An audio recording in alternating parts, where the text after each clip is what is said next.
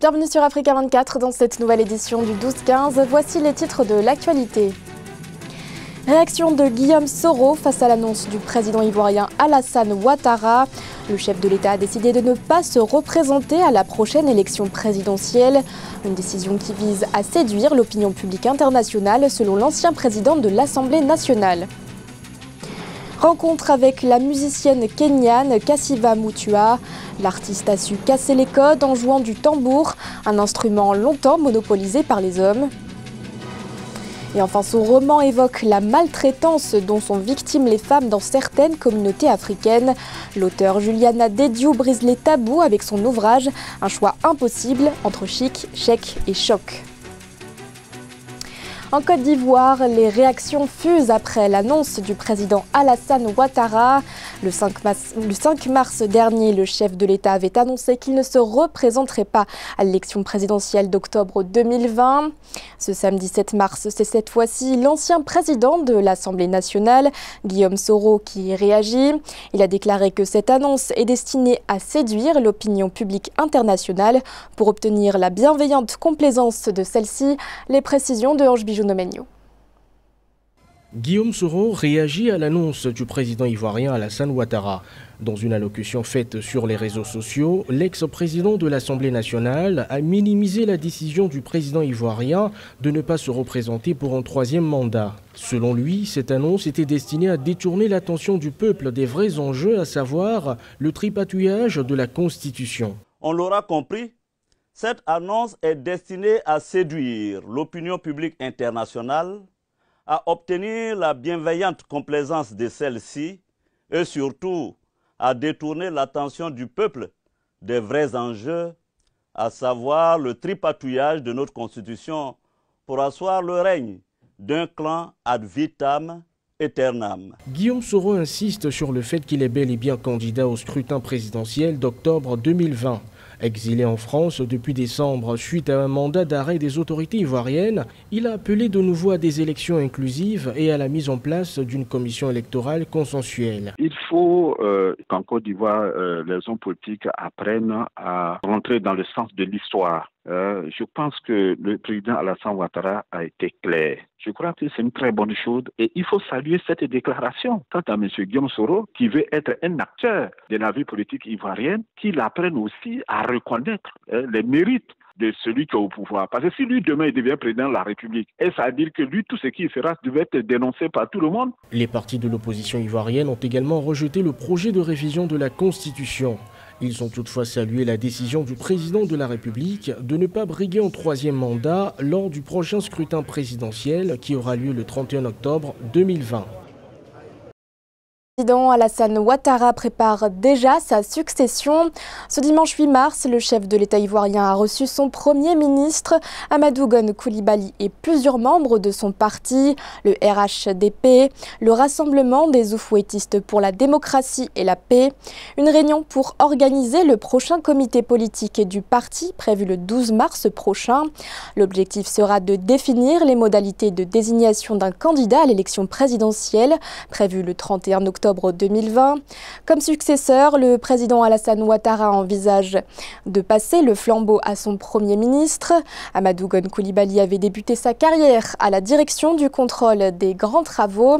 Repéré par le chef de l'État ivoirien alors qu'il n'était que premier ministre, Amadou Gon Coulibaly est devenu son secrétaire général à la présidence en 2011. Il accède au poste de premier ministre en 2017. La Côte d'Ivoire mobilise plus de 121 milliards de francs CFA sur le marché financier régional de l'UEMOA, l'Union économique et monétaire ouest-africaine. Une opération effectuée par la Direction générale du Trésor et de la comptabilité publique le 6 mars dernier. L'objectif, s'inscrire dans la politique de diversification des instruments financiers pour réunir les ressources nécessaires au financement du budget. Ange Bijou. Le Trésor ivoirien lève des fonds sur le marché financier de l'UEMOA. De janvier 2020 à fin février, elle a mobilisé plus de 121 milliards de francs CFA à titre d'emprunt obligataire. La mobilisation de ces fonds entre dans le cadre du Project Bonds qui vise à diversifier les instruments financiers. plus de la moitié doit être mobilisée sur le marché régional. Cela a plusieurs avantages. Déjà, c'est en monnaie locale. Donc, on n'a pas les risques de taux de change là-dessus. Sur le marché local également, compte tenu du fait que la signature de la Côte d'Ivoire est relativement une des meilleures de l'UEMOA. Bon, là aussi, ça permet souvent de faire ces mobilisations-là à des taux relativement intéressants. Pour l'État de Côte d'Ivoire en 2020, le besoin de financement sur les marchés financiers est estimé à 1494,4 milliards de francs CFA.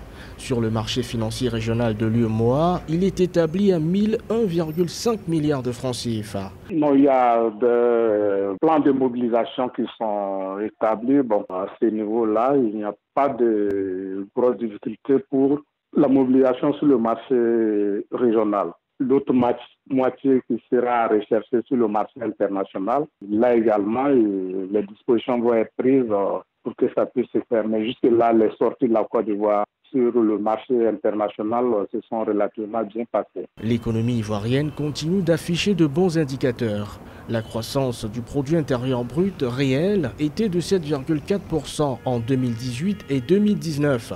Elle pourrait rester supérieure à 7% sur la période 2020-2021. Au Soudan du Sud, les négociations concernant la formation d'un nouveau gouvernement d'union nationale tournent au ralenti. Le 21 février dernier, le président Salva Kiir et l'ancien chef rebelle Riek Machar s'étaient entendus pour gouverner ensemble. Comme prévu par l'accord de paix signé en septembre 2018 à Addis Abeba, Riek Machar a été nommé en tant que vice-président. Le gouvernement devrait être composé de 35 ministres et de 10 adjoints, mais les obstacles restent nombreux, notamment au niveau du partage des postes ministériels. La méthode proposée par l'accord de paix n'a pas été respectée et pour cause, le gouvernement aurait perdu des postes clés selon un opposant. Un premier obstacle s'est dressé lorsque le mouvement populaire de libération du Soudan en opposition a reproché au président Salva Kiir de vouloir récupérer les ministères principaux, soit ceux de la défense, de l'intérieur, du pétrole et des finances. Après d'intenses pourparlers, un accord a été trouvé, mais cette fois-ci c'est l'alliance d'opposition du Soudan du Sud qui freine le dossier.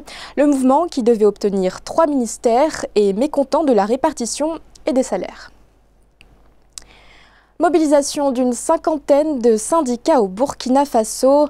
Ce samedi 7 mars, les manifestants ont exprimé leur mécontentement face à l'application de l'impôt unique sur les traitements et les salaires. Selon les travailleurs, cette mesure appliquée le 20 février dernier a engendré une diminution de leurs revenus. Un reportage de notre correspondant Jean-Paul Ouedraogo. Forte mobilisation dans les rues à Ouagadougou au Burkina Faso, où les syndicats ont donné de la voix en battant le pavé ce samedi 7 mars 2020. Une mobilisation totale qui sonne comme un avertissement lancé à ce que les syndicats ont qualifié d'inconséquences des autorités, notamment dans la gestion de la crise liée aux réformes fiscales de la loi de finances 2020. Ce sont des messages que nous adressons au gouvernement pour leur dire d'arrêter leur politique antisociale.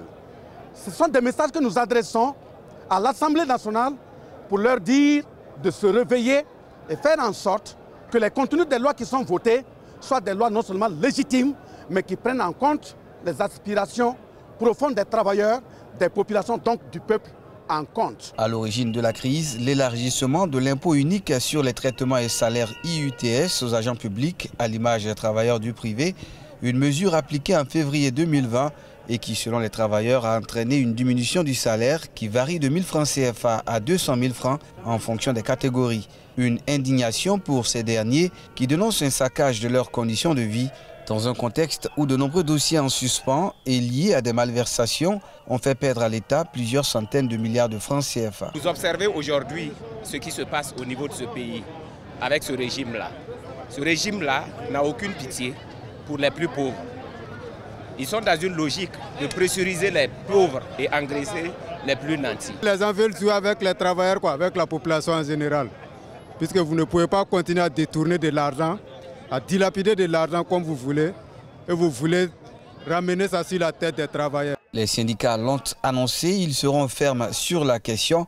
Ils appellent au respect pur et simple de la loi en vigueur et à la suppression de la réforme. Une série de manifestations dont une nouvelle marche est prévue dans ce cadre du lundi 16 mars au vendredi 20 mars 2020.